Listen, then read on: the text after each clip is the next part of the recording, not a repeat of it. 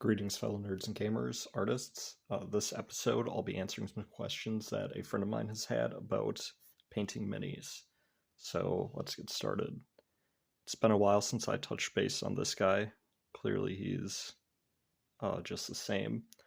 But I mean, obviously, the first thing you're going to need is some minis. So, just for reference, this was like one of the absolute first minis I painted. Um, I'm still happy with it for what it is. I could do a lot better touching it up, but I'll leave it as it is. And then this is the first mini that I painted seriously. Den. Now, with this guy, I probably could have done better with the red of his cloak or jacket, whatever, but I'm still happy with it. Uh, so, to begin, what paint you have is important. So, you could obviously just paint with regular paint from the hardware store. So it's workable. It's not the top of the line solution, but on budget, it'll work. And then there are options. So then these are Citadel pots.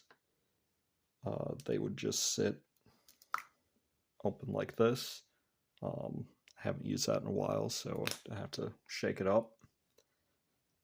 And then you can just dip your paintbrush straight into that, the reservoir at the top. And then these are dropper bottles by WizKids. Well, Vallejo brand, or as a company, but by WizKids. And you would just drop it into whatever your paint palette would be. Both of these would be standard examples of what a lot of like wargamers or D&D mini painters would use. Ones that I lean more towards, I ended up buying online this collection of Liquitex. It's just a bigger collection of 48, and then this is a thicker paint.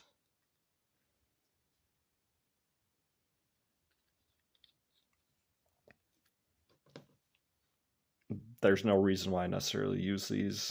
I like them. They're probably a little bit cheaper than stuff like Citadel, but that's an option. Otherwise, I'll be getting into using golden acrylics. I would not recommend these being the first paints for anybody. It's a higher end option. I'm going to be using these a lot for my mini canvases, but I'll try using them on minis as well. But I figured I'd show them in this video. So those are the options for paint.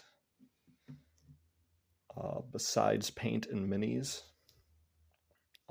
primers are something that you'll want. This is just a paint-on primer. It works fine. You could put this through an airbrush, although I won't really be talking about much airbrushing. I don't have experience with it. I'm not really that interested in it, but each their own. Besides that, you can use spray paints. So these cheap at the hardware store, black and white. This guy, obviously I have just all white, although I will probably do a Zenithal highlight on him before I start painting him. So that will be using black to spray paint the whole thing, and then you would spray paint at an angle where a light source would be, and that's how you would achieve your contrast. So yeah, spray paints are a good idea. I can go in, greater detail in those if you would like. So after you have your mini and your paints, other recommended things. So if you're going to be assembling your minis, these would be recommended. So anything that's Warhammer or similar on sprues, you'd have to clip the gates and then either using your clippers or using an X-Acto knife, and you would just trim away any defects. So then on this guy, pretty much I had to trim away where the mold lines were. This mini does a pretty good job hiding it, but it would be right where, like this, here I can do this a little bit better. It would be this line in the armor here, and it would go all around, all the way down the arm, across the face. Let's see, you might be able to see on the head here.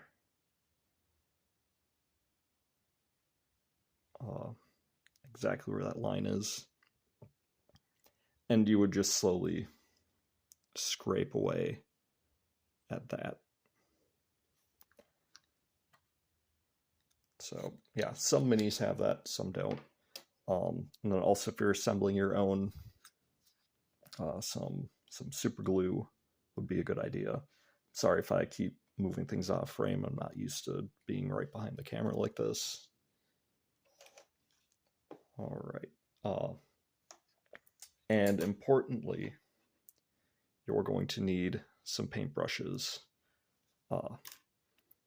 Most of my painting would be with something at this scale. You'd be able to get in some broad strokes. Otherwise, I do end up doing stuff with the detail brush. Since this isn't wet right now, the hairs aren't exactly merging. And then cheap makeup brushes. So you would dip this into your paint and then for dry brushing. And then after you dip it into the paint, you would rub most of it off. And then you would go over your mini. Let's see. So like on the terrain here, let's just say that you have a green that would be from some light source. So you would just try to very gently catch the edges of anything that would be towards that light source. But that's not the first lesson that you need to worry about. But you could get paintbrushes at Amazon, Walmart, your friendly local gaming store, anything like that. Don't worry about trying to break the bank. Just get some okay paintbrushes and just start painting. Other things I would recommend: get an old mug, put some water in here, and then when you have paint on your brushes, you just swirl it around and clean off your brushes. So very cheap, nothing you have to really worry about. And then, so I went, in my last video, I went over this. This would be a wet palette. Obviously, I'm not setting up to paint right now, but normally I would wet this sponge, and then on top of the sponge, I would put this paper, and the moisture that would go through it would be enough to keep the acrylic paint from drying too fast, because acrylic paint does dry pretty quick. So a wet palette would be a very smart early investment. It is a game changer.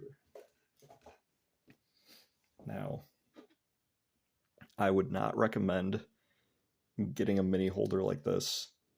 You don't need it, but they do come in handy.